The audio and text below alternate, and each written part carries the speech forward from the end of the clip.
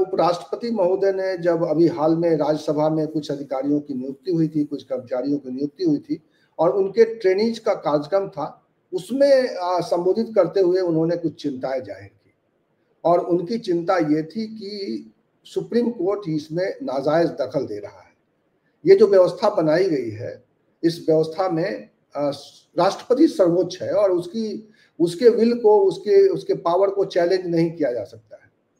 जबकि supreme court ने जो कहा उसका मकसद ये था कि संविधान में ये व्याख्या है, यानी कि कोई राष्ट्रपति या सुप्रीम कोर्ट सर्वोपरि नहीं है, संविधान सर्वोपरि है और संविधान के हिसाब से ही चीजें होनी चाहिए। ये एक उसका सुप्रीम कोर्ट का कहना था। तो आज हम इस चर्चा में रामदत्त जी से जानने की कोशिश करेंगे कि उनके विचार क्या है इस बारे में, और हम अपने दर्शकों के लिए उपराष्ट्रपति महोदय का वो भाषण भी हम चाहते हैं कि वो सुनवाएंगे। मैं अभी रामदत्त जी के पास पहली प्रतिक्रिया के लिए जाऊं, उससे पहले मैं चाहता हूं कि जरा ये सुना दूं कि उन्होंने क्या कहा जी। उपराष्ट्रपति महोदय ने क्या कहा है। My worries were at a very highest level. I never thought in my life I will have the occasion to see it. President of India is a very elevated position. President takes oath to preserve, protect and defend the Constitution. This oath is taken only by President and her appointees, the governors. Everyone, the Prime Minister, the Vice President, the ministers, the parliamentarians, the judges, they take oath to abide by the Constitution. But to defend the Constitution, to preserve the Constitution, to protect the Constitution, that is the oath of the President of India. तो रामदत्त जी ये जो कह रहे हैं, उपराष्ट्रपति महोदय जो कह रहे हैं कि राष्ट्रपति ही अकेला और राज्यपाल ही वो व्यक्ति होते हैं जो संविधान को बचाने की, उसके संरक्षण की शपथ लेते हैं। बाकी सब संविधान के हिसाब से काम करने की शपथ लेते हैं।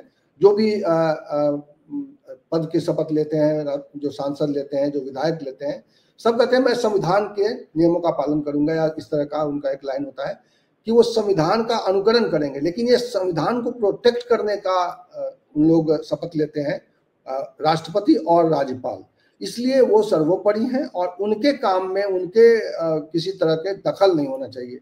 आपको क्या लगता है कि आज की तारीख में क्या, जब हम देख चुके हैं कि पिछले कई बार ऐसा हुआ है कि न्यायपालिका और कार्यपालिका के बीच में एक टकराव की स्थिति बनी है अलग अलग विषयों पर, तो क्या आप यही देख पा रहे हैं या आपको लग रहा है कि ये सामान्य सी बात है, ये आई गई, उपराष्ट्रपति ने अपनी व्याख्या रखी और अपना विरोध दर्ज कराया, ये यही खत्म हो जाएगा या आगे बढ़ जाएगा? ये नहीं, देखिए ये तो बहुत एक लिमिटेड ढंग से उन्होंने कहा है, या बल्कि ट्विस्ट किया है। मालूम ये होना चाहिए सबको कि हमारे देश में जो संविधान है उसमें राष्ट्रपति को बहुत लिमिटेड पावर है। राष्ट्रपति प्रणाली नहीं है, हमारे यहाँ संसदीय प्रणाली है और राष्ट्रपति जो भी काम करता है वो मंत्रिमंडल की सिफारिश पे करता है। तो मंत्रिमंडल जो सिफारिश करता है वो राष्ट्रपति के लिए बाध्यकारी होती है। एक बार वो उसको पुनर्विचार के लिए लौटा सकता है, दोबारा उनको साइन करना पड़ता है, एक। लेकिन दूसरी बात यह है कि राष्ट्रपति को कुछ विवेकाधीन शक्तियां भी हैं, जिसमें खास करके जब प्राइम मिनिस्टर की नियुक्ति होती है तो उसमें राष्ट्रपति अपने विवेक का इस्तेमाल करता है क्या करना है। लेकिन दुर्भाग्य से पिछले कुछ दशकों से ये कांग्रेस में भी हुआ और बीजेपी में भी कि राष्ट्रपति ऐसे लोगों को बनाया जाता है कि जो अपने विवेक, अपनी बुद्धि का इस्तेमाल न कर सकें। बल्कि कहा तो ये जा रहा है कि इस समय जो राष्ट्रपति हैं वो किससे मिलेंगी या किससे नहीं मिलेंगी ये भी पीएमओ तय करता है। तो ऐसी स्थिति में धनखड़ साहब का इतना आदर्शवादी जो बयान देना, वो दरअसल हकीकत में कुछ और है। वो कहना ये चाहते हैं बेसिकली कि सुप्रीम कोर्ट सरकार के निर्णयों पर प्रश्न चिन्ह न लगाए, राष्ट्रपति के बहाने, राष्ट्रपति माने सरकार।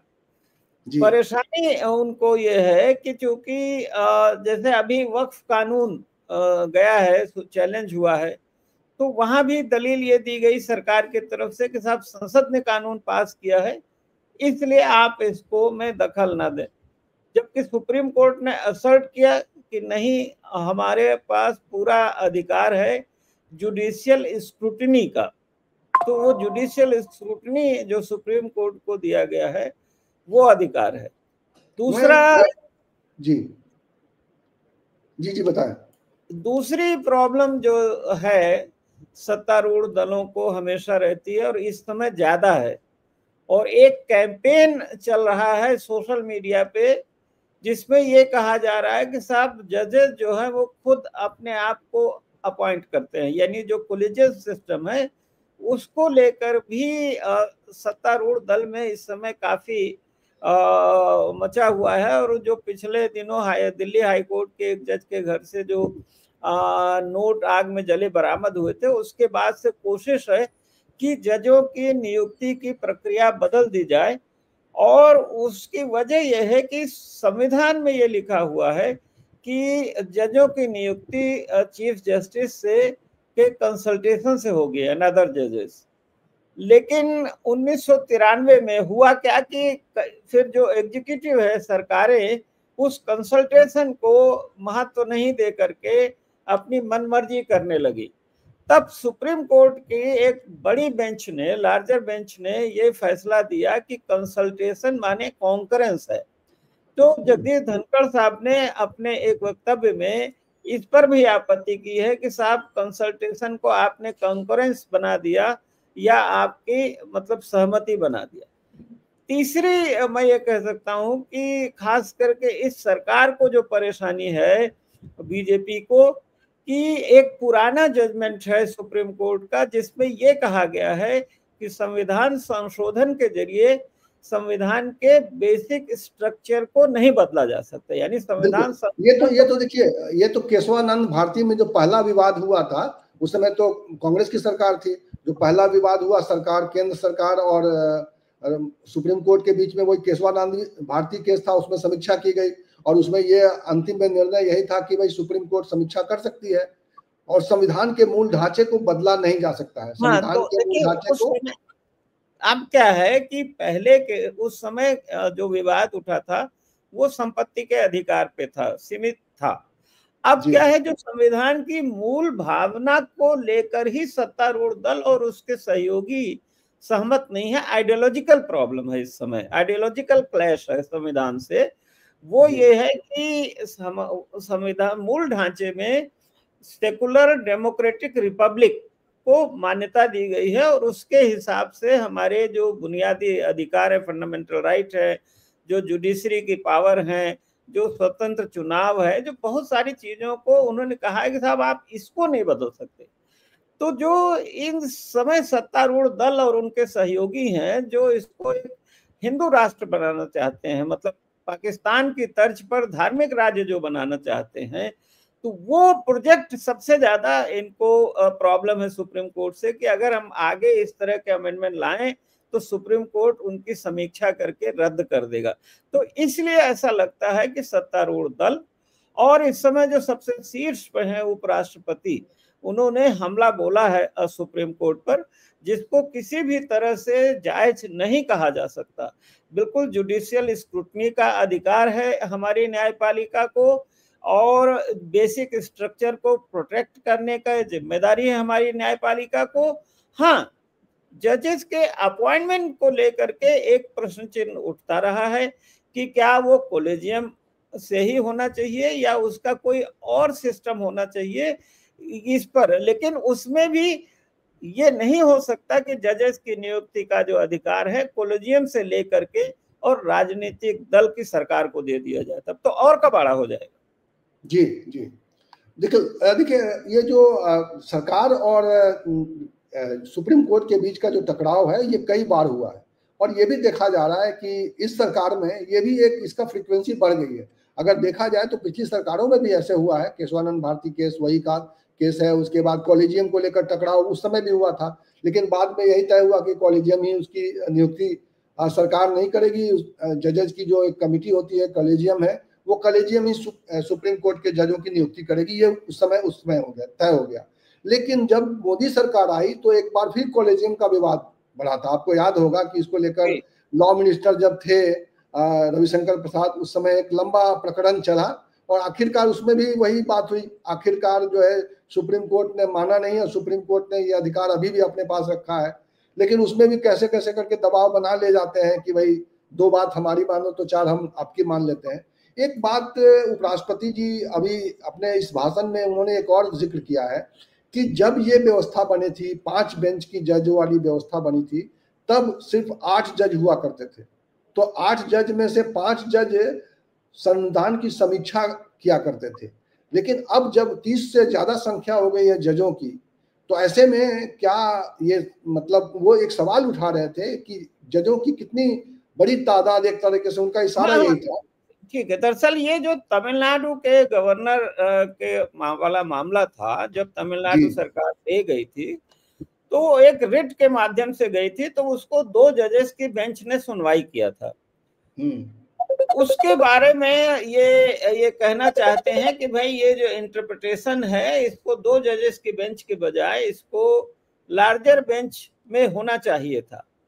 तो उसको लेकर के सरकार को अगर आपत्ति है तो सरकार पुनर्विचार याचिका दाखिल कर सकती है, लेकिन तब भी लार्जर बेंच में हो या छोटी बेंच में हो, किसी गवर्नर को या राष्ट्रपति को यह अधिकार कैसे मिल सकता है कि एक निर्वाचित विधायिका के द्वारा जो पारित कानून है उसको आप एक बिना किसी समय सीमा के 1 साल, 2 साल, 4 साल रोके रखें। तो वो तो उसमें तो बहुत लिमिटेड उन्होंने इंटरप्रिटेशन दिया है, क्योंकि ये कॉन्स्टिट्यूशन हमारा, जैसा कि मैंने कहा कि संसदीय लोकतंत्र है, तो उसमें रोक नहीं सकते, असीमित समय के लिए रोक नहीं सकते। तो उनको पावर है कि एक बार पुनर्विचार के लिए भेज दीजिए, वो दोबारा उसको पास करके भेजेंगे। तो ये एक छोटा सा टेक्निकल सवाल है, इसको क्लेरिफिकेशन के लिए सरकार चाहे तो वो सुप्रीम कोर्ट जा सकती है कि साहब इस प्रश्न पर आप बड़ी बेंच बना दीजिए, लेकिन इसका मतलब ये नहीं है कि वो गलत फैसला है। जी जी। तो जाते जाते आपसे एक आखिरी सवाल लेंगे कि क्या आपको लगता है कि ये मामला अभी और आगे बढ़ेगा, या आपको लगता है कि ये सवाल जवाब हो गया, ये एक सवाल उठा दिया गया सुप्रीम कोर्ट की उस फैसले पर और उपराष्ट्रपति महोदय ने कह दिया, कि आपको लगता है कि इसके बाद एक सिलसिला चल पड़ेगा और सरकार की मंशा ये भी है कि जो आरोप विपक्ष का होता है, लगातार विपक्ष ये कहता है कि संवैधानिक संस्थाओं पर वो ये सरकार अपने हिसाब से अंकुश रखना चाहती है, तो आपको लगता है कि ये इशू है? उपराष्ट्रपति जी का जहां तक सवाल है भाषण, उन्होंने एक और बात बहुत कही है जिसको मीडिया ने बहुत हाईलाइट किया है, वो संविधान का अनुच्छेद 142 है जी। उसमें सुप्रीम कोर्ट को ये पावर है कि किसी मैटर या किसी कॉज या किसी मामले में कंप्लीट जस्टिस के लिए वो कोई भी उचित आदेश दे सकता है सुप्रीम कोर्ट, यानी उसकी बेंच। तो इसमें उनको प्रॉब्लम ये है कि भाई कई मामलों में सुप्रीम कोर्ट इस तरह के जो आदेश देता है, लेकिन वो ये भूल जाते हैं, और उन्होंने ये भी कह दिया कि ये जो पावर है ये न्यूक्लियर बम जैसा है। लेकिन ये भूल जाते हैं उपराष्ट्रपति, हालांकि वो खुद एक वकील हैं पेशे से, कि भाई जस्टिस इज अबव लॉ, जो रूल और कानून ही जस्टिस नहीं होते हैं। तो जस्टिस में इसीलिए पहले जो राजा होता था उसको सारी शक्तियां होती थी, भाई कानून भी, एग्जीक्यूशन भी और इम्प्लीमेंटेशन भी।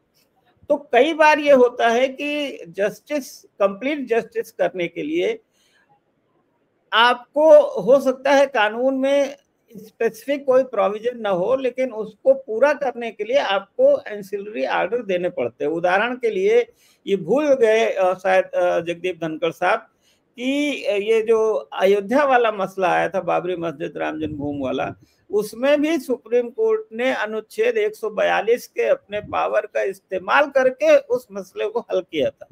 वो प्योर कानून पे आधारित फैसला नहीं था, इस पे आपत्ति भी की गई थी।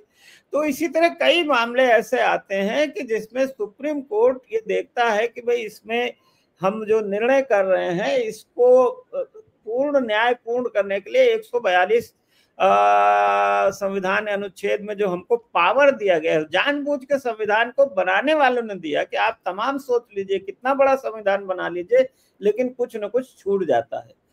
तो इस सरकार को वो भी एक प्रॉब्लम है कि जो है सुप्रीम कोर्ट कहीं भी अपने विवेक का इस्तेमाल, अपने शक्तियों का इस्तेमाल न करे। तो मुझे लगता है कि जो प्रोजेक्ट है इस समय सत्तारूढ़ दल का, और जिस तरह का देश वो बनाना चाहते हैं, जिस तरह वो संविधान में बदलाव करना चाहते हैं, तो उसमें उनको लगता है कि सुप्रीम कोर्ट और हाई कोर्ट आड़े आ रही हैं या आड़े आएंगी, इसीलिए अभी से वो हमला कर रहे हैं। और वो ये चाहते हैं कि वो हमला करके दबाव बना के एक तो अपनी मनमर्जी के जजेस भर दें वहां, और दूसरे सुप्रीम कोर्ट को इतना चारों तरफ से सवाल उठा के इतना ये कर दें कि वो जो सरकार की लाइन है उसको अल्टीमेटली सुप्रीम कोर्ट टो करे। चलते चलते एक सवाल और है रामदत्त जी आपसे कि क्या आपको लग रहा है कि उपराष्ट्रपति महोदय ने ये जो टिप्पणी की है सुप्रीम कोर्ट के बारे में, इस टिप्पणी के बाद सुप्रीम कोर्ट और सरकार के बीच में एक नया अध्याय जो है टकराव का लिखा जाएगा? क्या आपको लग रहा है ये टकराव यहीं समाप्त हो जाएगा या ये टकराव आगे बढ़ सकता है, ये विवाद और बढ़ सकता है? और हम जो अतीत में देखते रहे हैं सुप्रीम कोर्ट और सरकार के बीच में टकराव के जो हमने जो मंजर देखे हैं, क्या वो एक बार मंजर फिर से दोहराया जाएगा जो अलग अलग विषयों पर पहले भी हो चुका है? देखिए, इस समय जो सुप्रीम कोर्ट और सरकार के बीच टकराव है वो केवल संविधान की व्याख्या को लेकर के नहीं है, ये दरअसल दो विजन के बीच में टकराव है। सुप्रीम कोर्ट जो बार बार असर्ट करता रहा है, चाहे बेसिक स्ट्रक्चर का मामला रहा हो, चाहे जजेस की नियुक्ति का मामला रहा हो, और चाहे संविधान की समीक्षा का मामला रहा हो, सुप्रीम कोर्ट ये कहता रहा है और आज भी सुप्रीम कोर्ट ये कह रहा है कि जो हमारे फ्रीडम मूवमेंट के वैल्यूज थे, लिबर्टी, इक्वलिटी, फ्रेटर्निटी, जस्टिस, और जो सेकुलर डेमोक्रेटिक रिपब्लिक, तो उनकी रक्षा करना चाहिए। मतलब संविधान जो है वो उन मूल्यों की रक्षा के लिए सुप्रीम कोर्ट है। और दूसरे उनका जो राइट है जुडिशियल स्क्रूटनी का, जो सबसे बड़ा है कि भाई देश में 3 अंग है, कार्यपालिका है, संसद है, और उसके बाद जो जुडिशरी को संवैधानिक समीक्षा का अधिकार है। इस समय सरकार उस पे सवाल उठा रही है, सत्तारूढ़ दल। अब उपराष्ट्रपति का तो माना जाएगा कि भाई ये राष्ट्रपति के बाद सबसे बड़े फंक्शनरी हैं, तो एक तरह से हम कह सकते हैं कि सरकार जब मनमानी करना चाहती है, निरंकुश करना चाहती है, एकाधिकार लेना चाहती है, सुप्रीम पावर, तो वो नहीं चाहती कि उस पे संसद या जुडिशरी कोई उसकी समीक्षा करे या कोई उसके आड़े आए। तो इसलिए वो उस विजन और जो इनका लक्ष्य है कि हमको हिंदू राष्ट्र बनाना है या हमको प्राइम मिनिस्टर, मतलब कहने को तो हम संसदीय लोकतंत्र हैं, लेकिन राष्ट्रपति को, ऐसे व्यक्ति को राष्ट्रपति बनाते हैं जिसको कोई पावर न हो, जो कहीं इंटरफेयर न कर सके और उसको अपने बस बंगले में एक सुख सुविधा भोगने दें।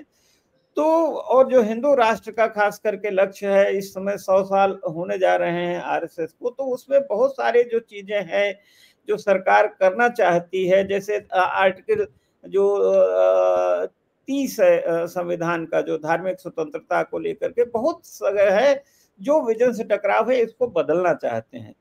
तो इसलिए एक तरह से वो कैंपेन है कि भाई इस देश में एक तरह से माहौल ऐसा बनाना चाहते हैं कि नहीं, संविधान उसके और कानून और सुप्रीम कोर्ट उसके आड़े आ रहा है, और इसलिए एक तरह से दबाव बना रहे हैं राष्ट्रपति, उपराष्ट्रपति के लेवल पे। अदरवाइज ये कहना कि ये न्यूक्लियर बम है आर्टिकल 142, इसका क्या मतलब है? जब राम जन्मभूमि फैसला किया था सुप्रीम कोर्ट ने आर्टिकल 142 की शक्तियों से, तब तो आपने नहीं कहा था।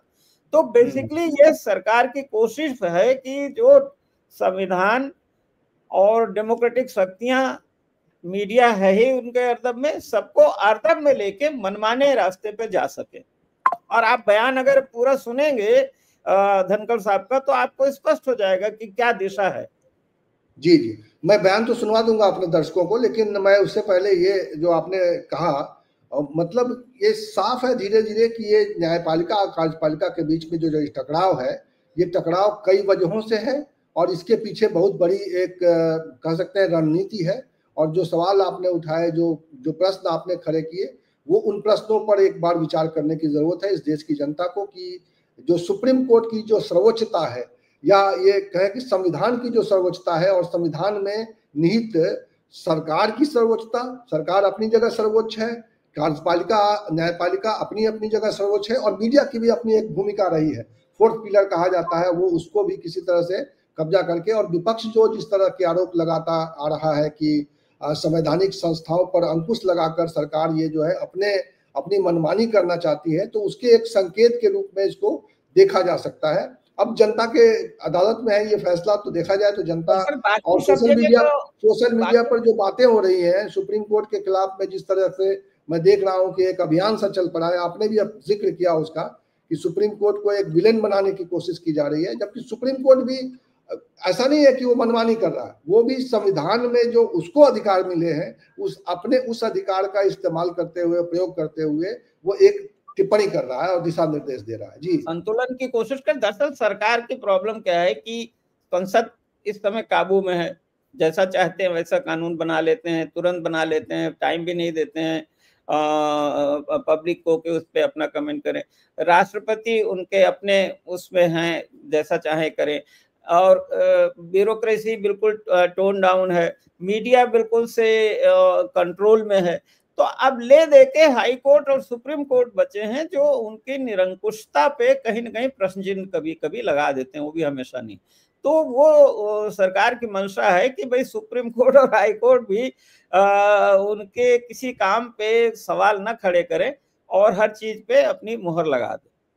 जी, बहुत बहुत शुक्रिया रामदत्त जी। और हम अपने दर्शकों को उपराष्ट्रपति महोदय का वो भाषण सुनवा देना चाहते हैं जिस पर बहुत चर्चा हो रही है, जिस पर अभी सोशल मीडिया पर भी बहुत तरह की टिप्पणियां आ रही हैं, तो मैं उस चर्चा को सुना देना चाहता हूं। छोटा सा हिस्सा है, उन्होंने अपने जो स्टाफ थे उनको जो नियुक्ति हुई थी ट्रेनिज की, उसको संबोधित करते हुए ये बातें कही थी, लेकिन राष्ट्रपति के सवाल पर उन्होंने जो कहा है वो हिस्सा मैंने कार्यक्रम के शुरुआत में सुनवाया थोड़ा सा, और अब मैं ये बचा हुआ हिस्सा सुनवा रहा हूँ। I never thought in my life I'll have the occasion to see it. Ramdatt जी बहुत बहुत शुक्रिया। President of India अपने दर्शकों से विदा लेते हैं और उनके सामने ये जगदीप धनखड़ जी का ये बयान। President takes oath to preserve, protect and defend the Constitution. This oath is taken only by President and her appointees, the governors. Everyone, the Prime Minister, the Vice President, the ministers, the parliamentarians, the judges, they take oath to abide by the Constitution. But to defend the Constitution, to preserve the Constitution, to protect the Constitution, that is the oath of the President of India. The Supreme Commander of the Armed Forces. Boys and girls, if you look at the Indian Constitution, when Parliament is defined, according to you, Parliament is Lok Sabha, Rajya Sabha. No. Parliament, the first part is the President. Second and third are Lok Sabha and Rajya Sabha. There is a directive to the President by a recent judgment.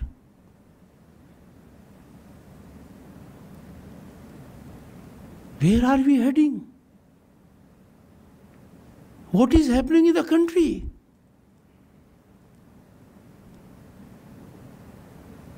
We have to be extremely sensitive. It is not a question of someone filing a review or not. We never bargained for democracy for this day. President being called upon to decide in a time-bound manner. And If not, becomes law. So we have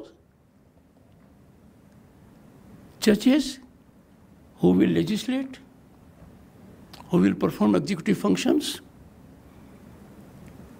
who will act as super parliament,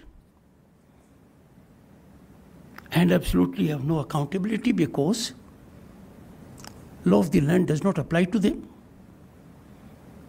Let me tell you, boys and girls, every parliamentarian, and why parliamentarian? Every candidate in any election to assembly or parliament is required to declare assets. Judges don't do it. Some do, some don't. Time has come that we reflect deeply. I am not here to join issue. I am proud of Bharat that is rising as never before. The rise is unstoppable. I am proud of the ecosystem in the country, hope and possibility, buoyant economy, infrastructure, unbelievable, global reputation of the Prime Minister. Never heard Indian Prime Minister will be a global leader of that level. India is respected all over. We therefore have to be extra cautious that these forces that are active, you have to analyze them. I do not wish to take on an individual. I have respect for all. But then we have to be analytical mind, discerning mind. We cannot have situation where you direct President of India. And on what basis? The only right you have under the Constitution is to interpret the Constitution under Article 145(3). There it has to be 5 judges or more. Boys and girls, when Article 145(3) was there, the number of judges in the Supreme Court was 8. 5 out of 8. Now 5 out of 30 and odd. But forget about it. The judges who issued a mandamus virtually to the president and presented a scenario it will be law of the land have forgotten the power of the Constitution. How can that combination of judges deal with something under Article 145(3) is preserved? It was then for 5 out of 8. We need to make amends in that also now. 5 out of 8 would mean interpretation will be by majority. Or 5 constitutes more than majority in 8. But leave that aside. Article 142. Article 142 has become a nuclear missile against democratic forces. Available to judiciary 24/7.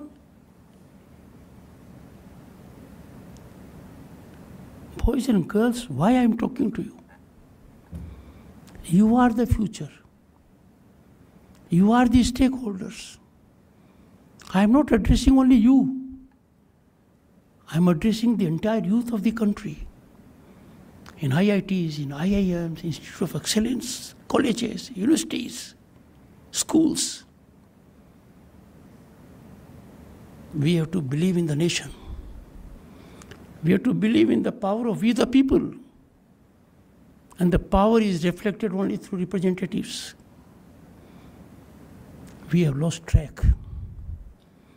The good thing is, the government policies are yielding results. People-centric policies are rewarding to the ordinary man. The ordinary man has a bank account today, a toilet in the house, an internet connection, a gas connection, an electric connection. has health facilities and education facilities close by,